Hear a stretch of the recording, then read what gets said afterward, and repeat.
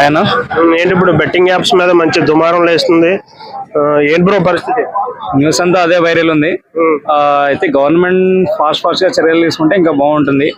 కొంతమంది ఆల్రెడీ వచ్చి వాళ్ళ వర్షన్ వాళ్ళు చెప్పడం వినిపించడం జరుగుతుంది.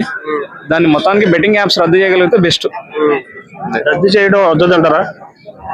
చాలా వరకు కష్టం, కానీ ప్రభుత్వాలు తలుచుకుంటే అయితే ప్రభుత్వం చేయాలని నిర్ణయం తీసుకున్నప్పుడు ఒక టిక్ టాక్ లాంటివి బ్యాన్ చేశారు.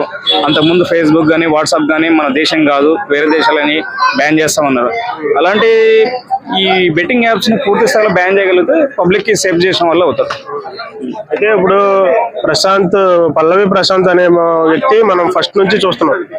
అతను అన్న ఫాలో చేయండి అన్న తీసుకెళ్ళండి అన్న అని చెప్పి చాలా బతిమాలుకునేవాడు. సో అట్లాంటి వ్యక్తి పాపం ఫేమ్ వచ్చిన తర్వాత ఇలాంటి పనులు చేయడం ఎంతవరకు కరెక్ట్?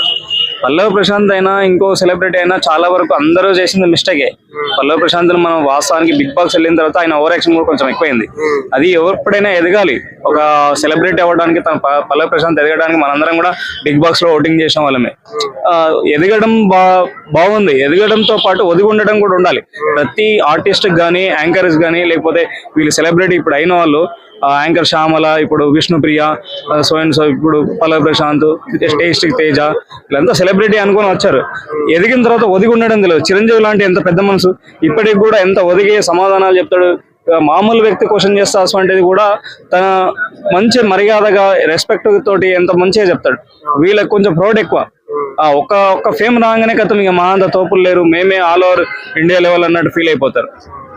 సో సినిమా వాళ్ళు కూడా ఇన్వాల్వ్ అయి ఉన్నారు కదా, శిక్షలు పడే ఛాన్స్ ఉన్నాయంటారా? ఇది సినిమా వల్లని కాదు, వాస్తవానికి ఇన్వెస్టిగేషన్ పెద్ద స్థాయిలో జరిగితే ఇప్పుడు ఐటీ స్టార్ట్ అయిందన్నారు. దీంట్లో ఐటీ కూడా ఇన్వాల్వ్మెంట్ అయిందన్నారు. ఐటీతో పాటు ఇన్వాల్వ్మెంట్ అయితే గట్టిగా వీళ్ళు యాక్షన్ గట్టిగా తీసుకుంటే, ప్రభుత్వాలు చర్యలు తీసుకుంటే గవర్నమెంట్ లో ఉండే వాళ్ళు కూడా వెళ్తారు. ఓన్లీ సెలబ్రిటీలు కాదు, సెలబ్రిటీస్ తో పాటు గవర్నమెంట్ ఎంప్లాయీస్ కూడా ఉన్నారు. అది అందరు తెలియదు, బయటపడట్లేదు. ఎంప్లాయీస్ ఉన్నారు. ఇప్పుడు ప్రతి వాళ్ళు బెట్టింగ్ లో పెట్టట్లేరా?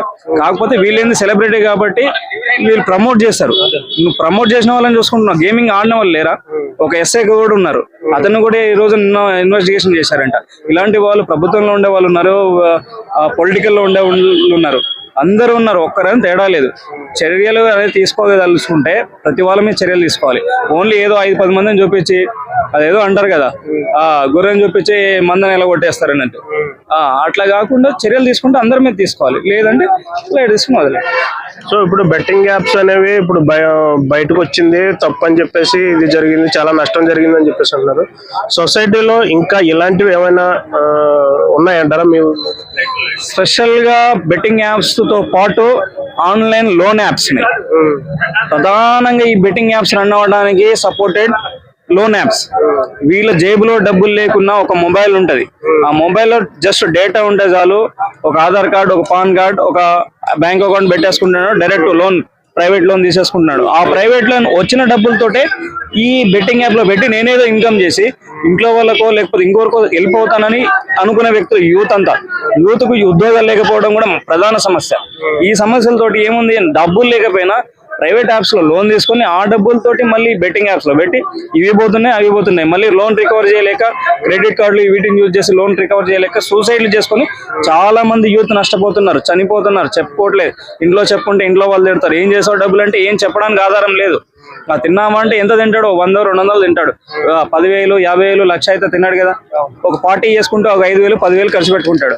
ఏందిరా నాన్న ఇది అప్పు ఏందంటే, అప్పు ఆన్లైన్ కదా, ఇంట్లో వాళ్ళకు చూపియడు. ఒక గవర్నమెంట్ పాస్బుక్ లో ఇంకోటో బ్యాంకులో తెచ్చినాయి అయితే ఇంట్లో ఉంటది. ఒకసారి కాకపోతే ఒకసారి తల్లిదండ్రులు చూడగలుగుతారు. ఈ మొబైల్స్ లో ఏంది, పర్సనల్ డేటా అయిపోయింది.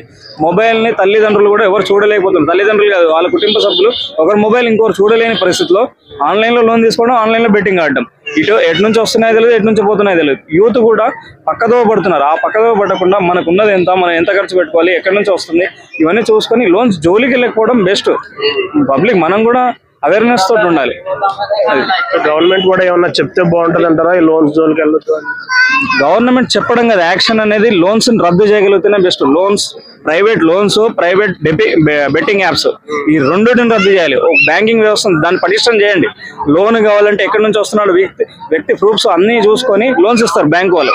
నువ్వు ఈ ప్రైవేట్ లోన్స్ వాడికి ఏం క్రెడిబిలిటీ ఉందో, ఎక్కడ ఉంటాడో ఏందో తెలియదు, డైరెక్ట్ ఆన్లైన్ లో లోన్లు ఇస్తున్నారు. అది ఇవ్వడం కూడా తప్పే. ప్రైవేట్ లోన్స్ కూడా రద్దు చేయాలి. చేయాలి. First of all government compulsory ఒక జీవోలు తీసుకోవాలంటే స్టేట్ లెవెల్ కాదు సెంట్రల్ లెవెల్లో తీసుకోవాలి. అలాంటి చట్టాలు ఏమైనా తేగలిగితే బెస్ట్.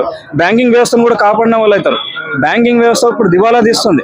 అందరు తెలియదు ఏంది విజయ మాల్యానో ఇంకోరో ఏముంది రిస్క్ లోన్స్ తీసుకున్నారు, వాళ్ళు పే చేయలేక విదేశాలకు వెళ్ళిపోతున్నారు.